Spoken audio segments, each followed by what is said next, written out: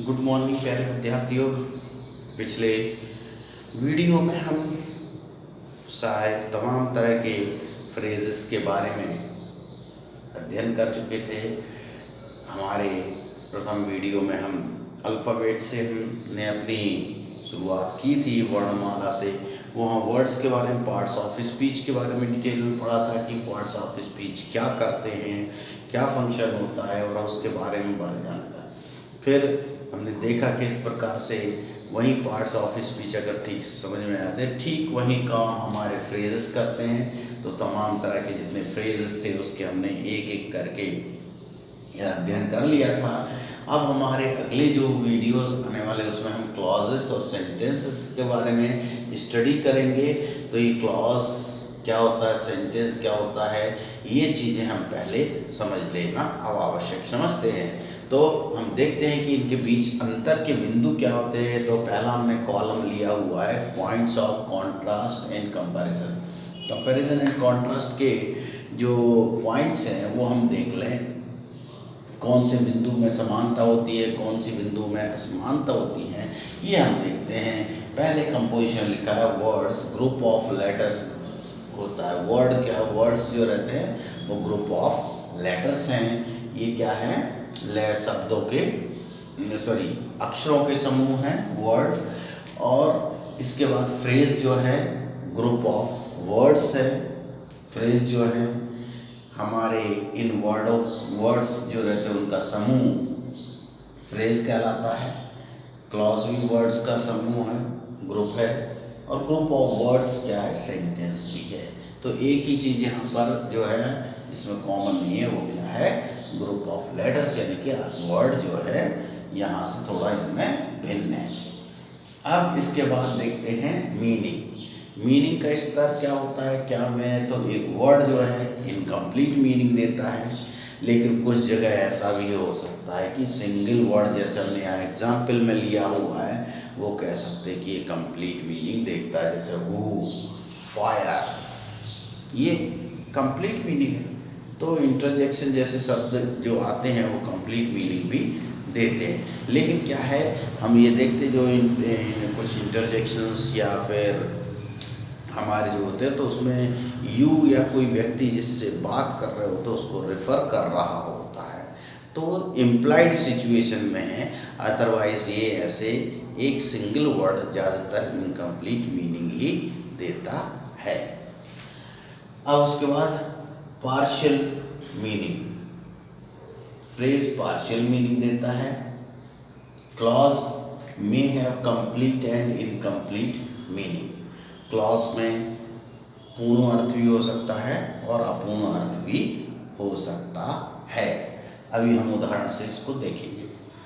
Complete meaning sentence में complete meaning होता है। अब हम देखते हैं सब्जेक्ट एंड प्रेडिकेट की बारी आती है। तो नो डाउट कि जो सब्जेक्ट वर्ड होता है वो किस सेंटेंस में सब्जेक्ट भी होता है या प्रेडिकेट, लेकिन एक ही वर्ड सब्जेक्ट प्रेडिकेट दोनों नहीं हो सकता।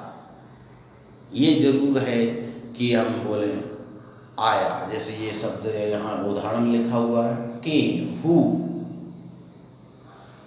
अपने आप में हो सकता है कि ये पूरा अर्थ दे रहा है कौन, लेकिन उसमें कुछ वर्ब क्रिया छुपी है।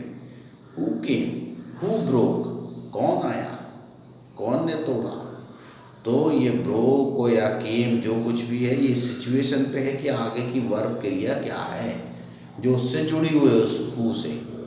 तो ये इम्प्लाइड मीनिंग में कंप्लीट इसका सब्जेक्ट और प्रेडिकेट मान सकते, लेकिन एक वर्ड पूरा सब्जेक्ट नहीं हो सकता या प्रेडिकेट नहीं होगा, या तो वो सब्जेक्ट होगा या प्रेडिकेट होगा, लेकिन वो क्या है इम्प्लाइड सिचुएशन, और ये ना भी हो ये भी हो सकता है, इसलिए यहाँ हमने कुछ भी नहीं लिखा। अब उसके बाद phrase without subject and predicate. Phrase जो रहता है वो विदाउट सब्जेक्ट और प्रेडिकेट होता है। उदाहरण के लिए विदाउट बुक्स, ना इसका सब्जेक्ट है ना प्रेडिकेट है, लेकिन ग्रुप ऑफ वर्ड्स है। और बिना पुस्तक के, अब ये क्या है, बिना पुस्तक के वो पढ़ा, बिना पुस्तक के आया, कुछ भी हो सकता है इसका मीनिंग, ये ग्रुप ऑफ वर्ड्स। अब इसमें है that he was not there, वो कि वो वहाँ नहीं था। अब इसमें हम देखते हैं, पहले भी हमने बात की थी कंप्लीट, और अब इस उदाहरण में हम देख सकते हैं कि that he was not there, कि वो वहाँ नहीं था। यहाँ इसका सब्जेक्ट भी है और वॉज नॉट देयर उसका प्रेडिकेट है। सब्जेक्ट क्या होता है, जो व्हाट या whom है, मतलब जो क्रिया हो उसको रेफर करने वाला है ना। तो जो सब्जेक्ट जो व्हाट या whom एक नाउन या प्रोनाउन के रूप में वहाँ उपस्थित होता है, और उस नाउन या प्रोनाउन के बारे में एक्शन या उसके बारे में कुछ बतलाने वाला शेष वाक्यांश जो रहता है वो प्रेडिकेट है। जैसे ही है वहाँ, हु वॉज देयर तो हु या व्हाट, whom ये इसका उत्तर है। लेकिन वॉज नॉट देयर ये क्या है, वो वहाँ नहीं था, तो ये आपके उसके ही के बारे में बतला रहा है, तो ये क्या है, उसका प्रेडिकेट कहलाएगा। इसी तरह नीचे दूसरा उदाहरण है, he has a pen and I have a pencil. He has a pen and I have a pencil. तो हम देख रहे हैं कि दो हिस्से हैं इसमें, he has a pen and I have a pencil, और एंड कंजंक्शन ने इन दोनों को जोड़ा हुआ है, तो ये दोनों मिलकर कंप्लीट सेंटेंस तो हो गए।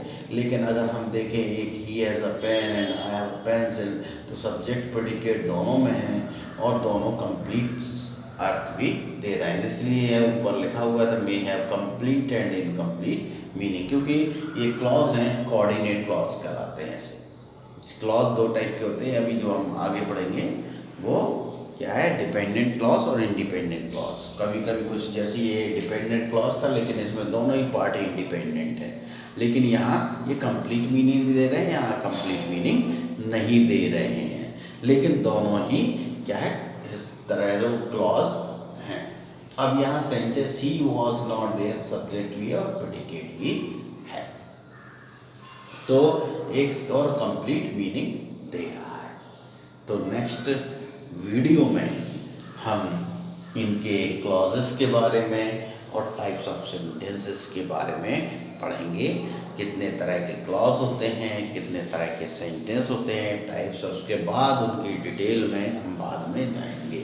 वो वाक्य आपके लिए बहुत आसान होगा। अगर हमारे पिछले वीडियोस को आपने देखा होगा तो ये सारी चीज़ें बहुत आसानी से समझ में आ जाएंगी। अब उसके लिए हमें उतने डिटेल डिस्कशन की आवश्यकता नहीं पड़ेगी, क्योंकि वो पूर्व में अगर आप वीडियो देख रहे हो तो ये चीज़ें क्लियर हो जाएंगी। Okay, have a nice day. हम फिर मिलते हैं नेक्स्ट वीडियो में क्लॉजेस के साथ, टाइप्स ऑफ क्लॉजेस और टाइप्स ऑफ सेंटेंसेस के बारे में अपने आने वाले वीडियो में पढ़ेंगे। Thank you.